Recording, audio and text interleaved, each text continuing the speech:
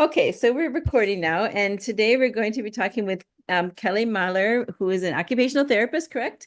And specializing or working a lot with interoception, and it's something that we really haven't heard about much here in American Samoa. So we are open to the very beginning. So we're going to leave it to you, Kelly, to start. Thank you.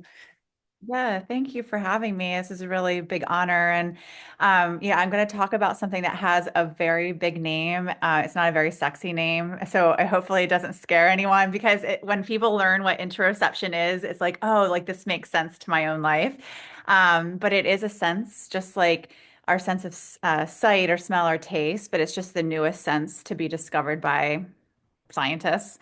And what interoception helps us with is it helps us to understand how our body is feeling. So we all might feel very different sensations coming from our body. It's different for each person, but it could be like when we notice like when our heart is like pounding really hard or our stomach feels empty or we have a sore muscle or a headache, like all of those body feels or those body sensations, we experience them because of interoception. So interoception is the sense of how our body feels. And what science is really finding is like that there's a lot of people that, for a variety of reasons, they don't have a very clear relationship with the way their body feels. And so when that happens, it can make it really hard because these body sensations provide clues to essentially like what emotion we're experiencing or like what our body needs for health or comfort. So like for me, if I notice like I have like this tight feeling across my chest that feels like I can't get a breath in, like I know for me that's my sign that I'm feeling anxious.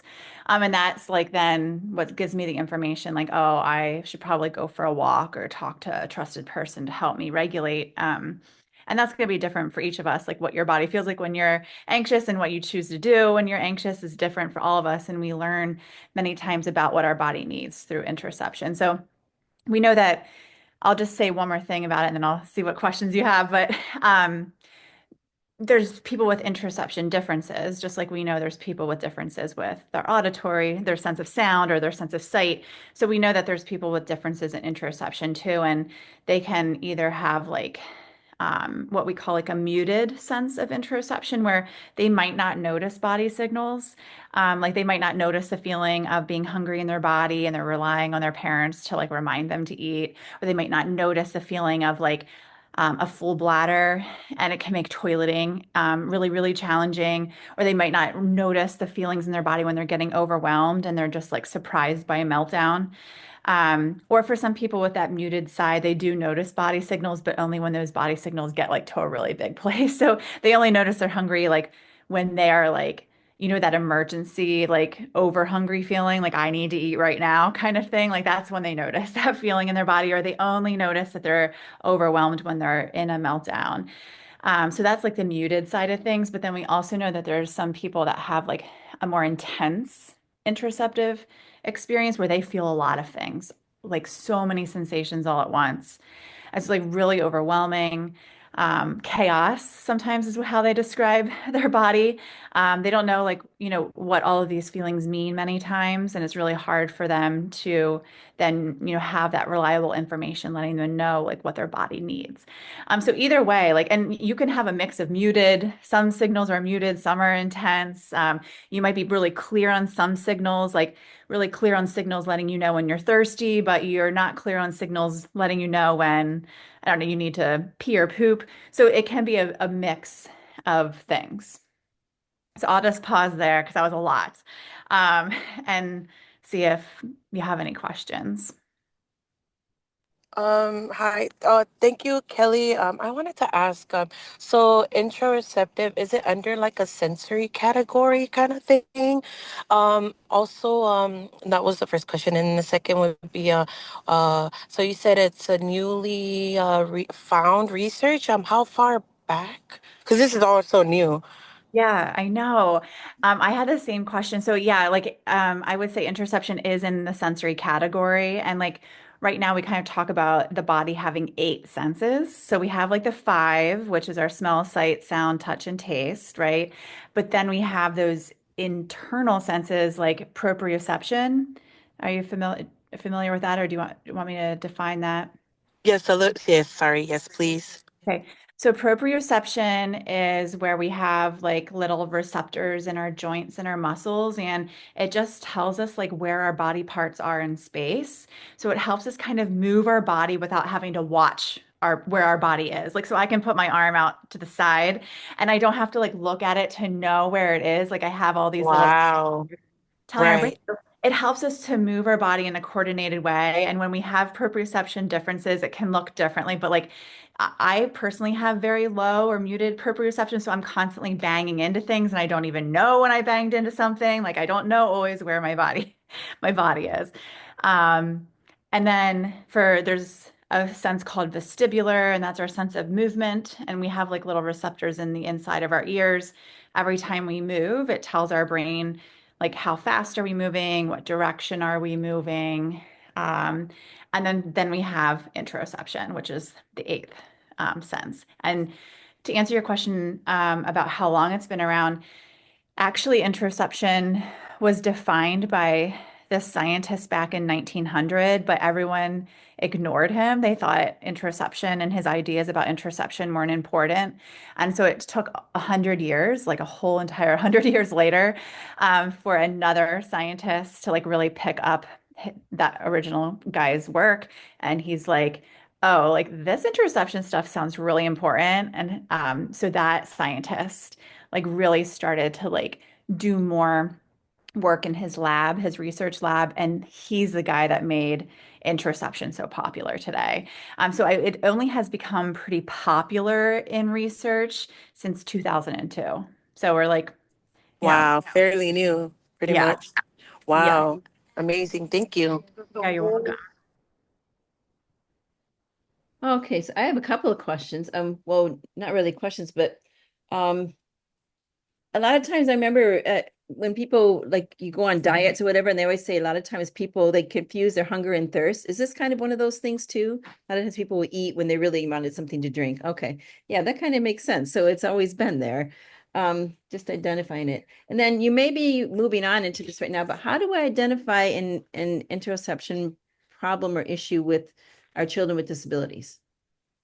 Yeah, I mean, there's a couple like different signs, and if you want me to like get you a couple handouts, I'd be happy. Like I have a little slide that are like kind of clues that I look for. It doesn't mean that, like for example, if someone is relying on their caregivers to remind them to eat on a daily basis, like that makes me curious about their interoceptive awareness. It doesn't always mean that it's definitely due to interoception, but it just makes me curious. Or if they're really struggling with toileting, I get really curious about interoception because if you think about toileting from your own perspective. Again, this is so different for each of us, but mostly if you're independent in toileting, like if you think about how do you know when you need to pee or how do you know when you need to poop, it generally for a lot of people, it's a feeling, an interoception feeling that you have coming from your body that kind of sets off that process. So if someone is really struggling with toileting, that's one of the curiosities. I'm going to think, okay, is this due to interoception or not? So there's other things like I have a lot of clients that will eat and eat and eat and eat and eat, to the point of sometimes even vomiting, because they don't like feel that like off switch in their body. Like I've had enough, like that fullness feeling, or like Sandy, to like kind of your point, like sometimes they're eating and they notice a sensation, but they don't know that that feeling for them is that they're full. So they're not like being able to connect that sensation to what it means for them. Um, Other things that we see is like difficulty with emotion regulation. So lots of anxiety would be a curiosity I would have. Body temperature is a big thing. So like, I don't know, you have a different climate that I do in Pennsylvania, but like we have like very, very icy cold winters. And I have clients that can go outside like completely naked on a below zero day and not seem to feel that body temperature in their body. Like that's an interoception thing. Pain and illness is another big interoception thing. So, like, I had a client one time that walked around on a broken femur for 3 days. Like, so the femur is like the thigh bone. He broke his femur, walked around it for 3 days without any like experience of pain, no behavior change, no expression or some way of telling someone. But then I have, on the other hand, I have clients that have like more of an intense experience with pain where they'll bump themselves like it's just the tiniest little bump, and it's like like it's a very very big feeling for them in their body. And illness, the same thing. Like I've had so many clients that didn't recognize like subtle symptoms in their body, and then all of a sudden they're in a health crisis. Like they have advanced stage pneumonia or something like that, or their eardrum burst and they didn't notice that building ear infection. So those are just some of the big things that I watch for. So then, what would you do if you're identifying these? I mean, for what, first question, sorry. So if you have like, you notice one area, Mhm. how likely is the person to have that interception problem in other areas as well? I'm noticing just as you're talking, my daughter has had trouble with proprioception. She's, everything has to be hard. She has to grip hard. She has to do everything hard. She has to do everything loud. She used to be able to, I mean, I'd take her to school and I'd pick her up and they say she never went to the bathroom the whole day. And I'm like, why didn't you take her? And some things I thought, well, they're just maturity and she's slow in maturing, but maybe it was this all along. And how then would you, once you identify or you think you have it, how then do you move through that and help them? Yeah. Well, to answer your first question about like if you see one sign like that's possibly due to an interception difference, how likely are they to have other signs? We don't have like the research to really understand that. Um, I've had clients that just have like one effect of an interception difference. Like I had an adult client, she was an autistic woman, and she only struggled to notice the feeling of full in her body. Like she was one of the clients I was talking about that she would eat and eat and eat to the point of vomiting almost on a daily basis. She didn't feel that in her body, but she really felt like everything else, like all of those other sensations were very clear for her. Um, but I would say the majority of my clients, without being able to give you facts from research, a lot of my clients, it'll at least affect a few different areas. Yeah. And then your biggest question is what can you do about interoception, right? And I could do a whole 2-day thing on that. So how do I prioritize this? Um, there's so many things. And it's going to be very different for each person. One of the things that we talk about a lot is just like really empowering adults, like caregivers, educators, therapists, to just start talking out loud about their own interoceptive experience, okay, I'm going to speak from my own experience. And parents too. Yes, the parents. I am a parent. It is so hard for me, at least at first, to start talking out loud about the way my body felt. Like that is not something I was doing before knowing about interception, and like really modeling that for my kids, like that I have these internal sensations that I'm paying attention to, and it's really important to pay attention to these sensations and act on these sensations, like to model that. Like so, like oh my goodness, those lights are so bright. They really hurt my eyes. Like I need to turn those lights down. So like I'm modeling right there how my eyes feel and what I'm going to do to help my body feel better. So that's modeling, but it's also just getting interoception language out into the world. My eyes hurt, or my stomach feels, you know, whatever you want to say, tingly or growly or itchy, or there's so many different sensations, but when we're modeling too, I think it's really important to make sure we hold in mind just how different each of our bodies are. So I would say something like, if I'm doing the eye example, like, oh, I wonder how your eyes feel right now. Is it same or different for you? They might not know. They might not be able to answer. That's okay. We're still modeling, and we're also putting that message out there, like just because my body feels this way doesn't mean yours is. And I'm really curious about your body, and you might not be able to tell me right now, but I'm still going to model my curiosity about your body. Wow. It's so that's so interesting, Kelly, that thank you for sharing that. So interoceptive, it's always been there, but we didn't and not knowing that there's really a term and research regarding the feeling and everything. Wow, that's so amazing. Yeah, thank you. I know that word interoception. That's why I started out saying, like, I hope it doesn't scare anyone away because That's exactly what we hear from so many people. Like, this does make sense for my life. Like, I have already thought about this. I just didn't know that there was a word interoception to describe it. Yeah. Anybody else have any questions before we go on?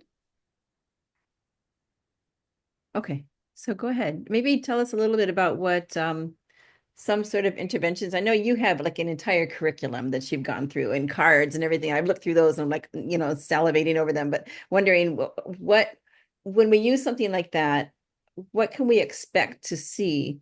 And what are some of those things that you've come up with? Yeah. Yeah, so like we have resources that I would say are, they're basically for professionals. I do most of my resources are for like other occupational therapists to use with clients or use with families. So we have like the Interception curriculum. And I'll just talk to you a little bit about like section one of the curriculum because it's kind of a different shift and it's almost like what I was just talking about with the modeling is like the curriculum starts with helping a person to discover how their body uniquely feels, and we break that first part of the curriculum down into 15 different body parts, and we work on one body part at a time. So we work on like playful thing. It's always play and always fun, but it's like learning how do your hands feel. And then the next time we like work on how do your feet feel or the different ways your feet feel and that your mouth and your eyes and your nose. And then we work our way to the inside of the body part and the inside like that you can't see. And that can be really complicated, like noticing how your heart feels or your bladder, your stomach. So we're really trying to break it down by one part at a time because it is sometimes very overwhelming to say like, oh, let's practice how your entire body feels right now. Like that's really, really challenging for a lot of people, children and adults. And within each body part, we do playful things, or we try to find things that are happening naturally in a person's daily routine that are evoking stronger sensation. We can't guarantee that it's evoking a stronger sensation, but for example, like when they're washing their hands, like that's probably making their hands feel a little bit more than normal, right? Like the water splashing on it or the temperature of the water, or maybe when we're putting soap on our hands. So we use those moments to like just invite attention. Like, I wonder how your hands are feeling right now. And we can model like, oh, my hands feel this. I wonder if that's the same or different for you.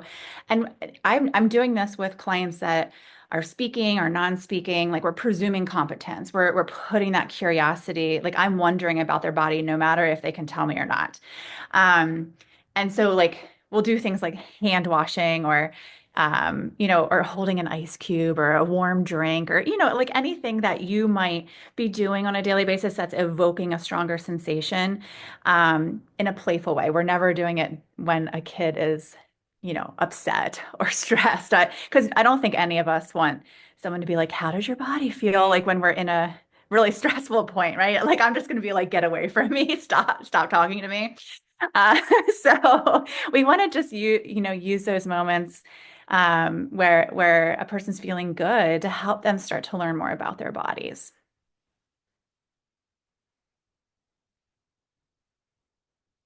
Oh yes, yes. Oh man, Sandra, like I'm even more excited now. Hi Mel. Just by oh my goodness, thank you for inviting me to the Zoom, Sandra, because it's going definitely going to help me with the daycare too. Like one day, I don't know what's gonna happen, but like also I'll probably connect with well again Kelly and you too, Sandra, with a workshop for my teachers. Oh my goodness. Sorry. Oh, you could have so much interception fun in a daycare setting. Oh my goodness, so much play is happening there. That's like such a rich learning environment about the body. Yeah. Do you have your cards right there with you that are Um, I saw those on the website. Just an example of how how do they go? Like so they are just like um they're divided by body part. So I pulled a random one out. This is for the heart, and it gives like an activity that takes 60 seconds or less to do. And it's designed to evoke a stronger sensation to help practice noticing. So this one says, like, jump as high as you can 10 times. How does your heart feel?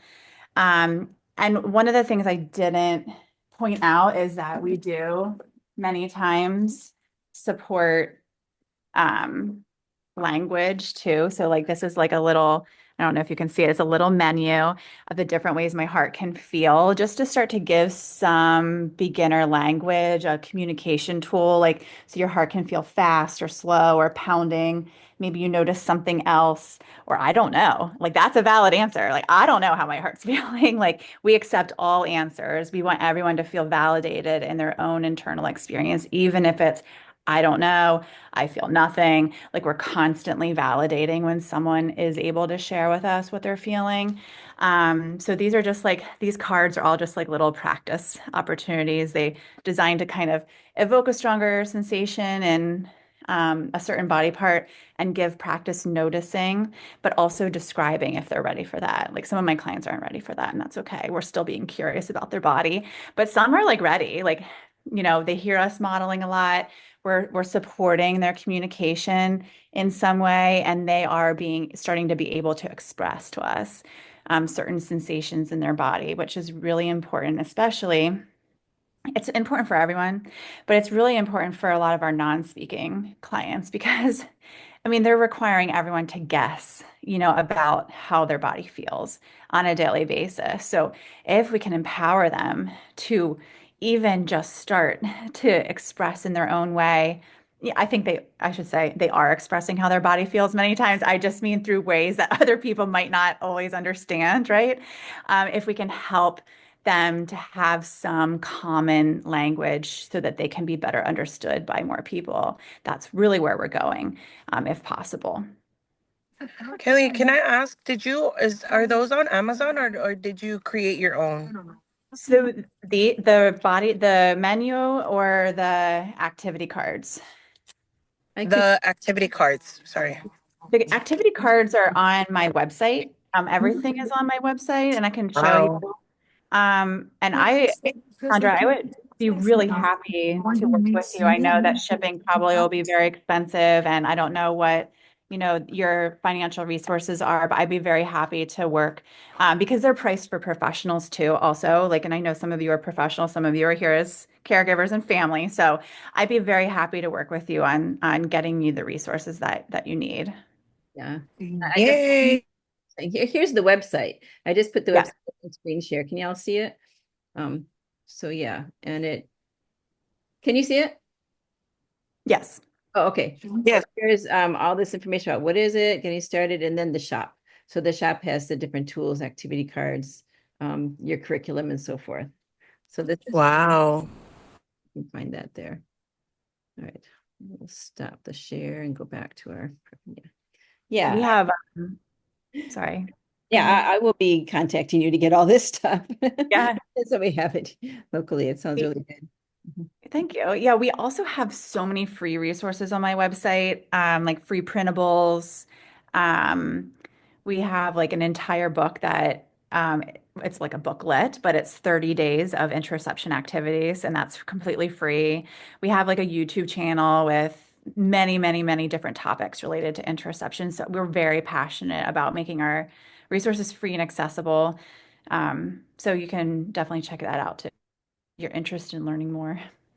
Yeah, thank you. I'm really excited about this. Thank you so much, Kelly. It's like another reminder of modeling and then just putting language out there for them because that kind of just, it's I take advantage of it, but it's another bring it right back to me like more accountability to um, be modeling and just language for everything. Like like you say, you walk out and you're just talking out loud.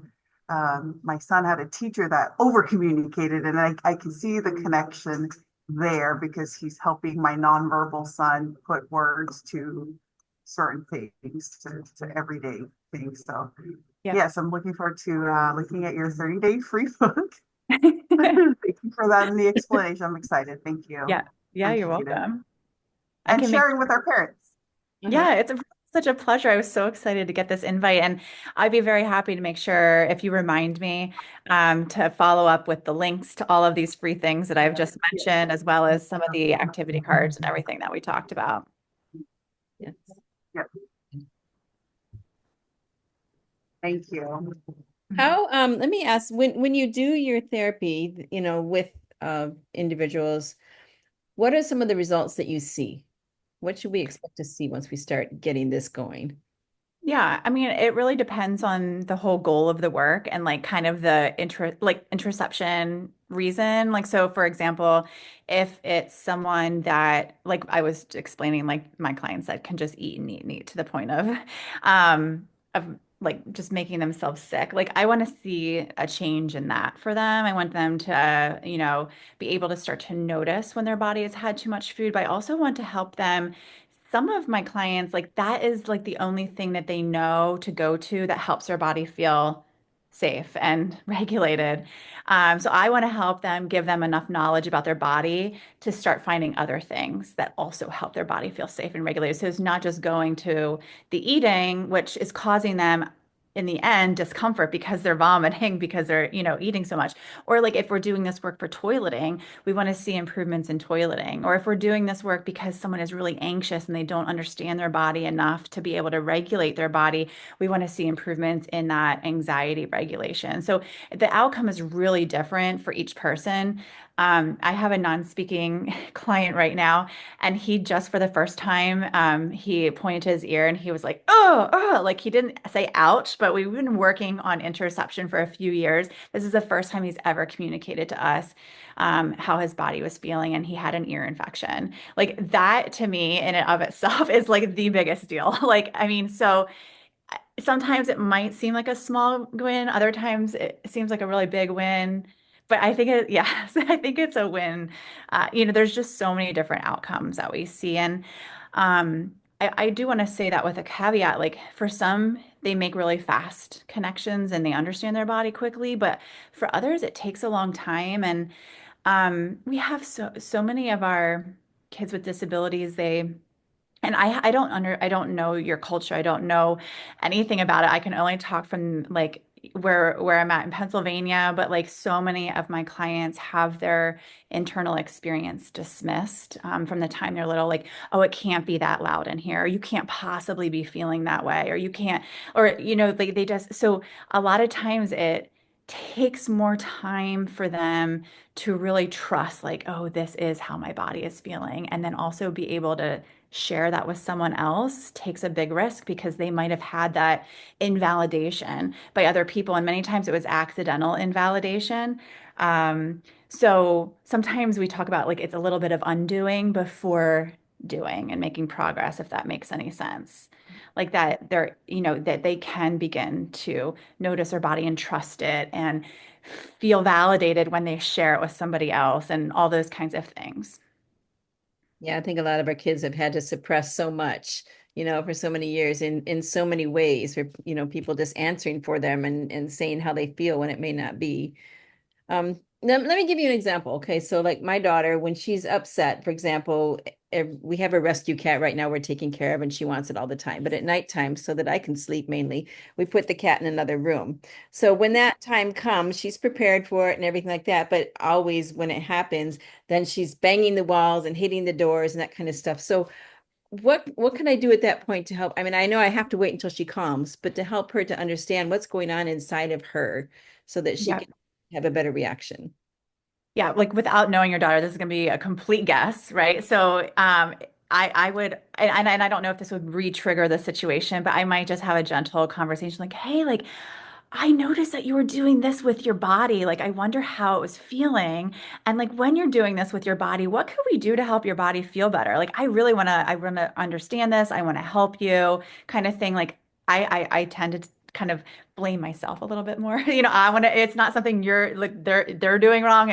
It's all about us and what we're not doing right. Although, like, that whole dynamic. I don't know if that's needed for your daughter, but like, I would just like say what you saw her body doing in a non-judgmental way and be like, what can we do to help your body feel better when you start doing that? And see, I don't know if she's someone that can generate some ideas or if you offer a couple ideas, can she like Yeah. pick something. Like I would just try to come up with a plan of when you kind of see that happening, and she might be able to see that happening. She might not be able to feel that in her body quite yet, but a lot of my clients, they start noticing what their body does before they notice how their body feels. So that's why we kind of like start pointing out like, oh, I see your body moving like this, or I see your hands going like this, or I see you going like this. Like, just being curious and see if you can get any insight about how you can help her body feel better. Okay. Yeah, this would be really good for our teachers too, parents, teachers, everybody. Yeah. Yeah. I think too, when we talk about what we see their body doing, instead of, like you said, like interpreting what we think is going on. Oh, it looks like you're mad right now. Do we really know that she's mad? I mean, it could be a respectful guess, and you're her mom, like you're the expert. You all pretty know your kids, but like when it's a teacher or a professional and we're trained to say, like, we're trained to label emotions. Like what we know from autistic adults is that many times when we label someone's emotions, we're completely wrong.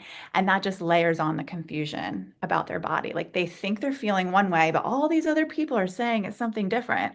Then like they begin to feel like maybe they're wrong in their experience. So that's why I like to like take that interpretation out of it and just say what we see their body doing and try to use that as a window in. Okay. Well, this is very good. Anybody else have any other questions? Comments? Have anything else you want to add? I Just don't think excited for more. Yeah. Excited for more, and it's gonna help not only me as a provider, but Mel with the Leoainga and Sandy with what she does. Wow, this is gonna be a big thing, and it's also new on Sandy. Also new. I'm not sure. I mean, if it's new to us, I'm pretty sure it's new to or SPED and all these departments that don't know what this is. And wow, I see what we're gonna do with this, and just I mean with the Lord of the God's will, Lord's will, that He's going to use us to share the message and to share the training and everything from Miss Kelly. So thank you, Sandy, thank you, Kelly, for this. Wow, I'm so excited now. We will get together. We will have our local. Thank you for sharing in the excitement. All right. Okay. Well, if there's nothing more, we'll go ahead and I'll pause, stop the recording. Okay. Yeah.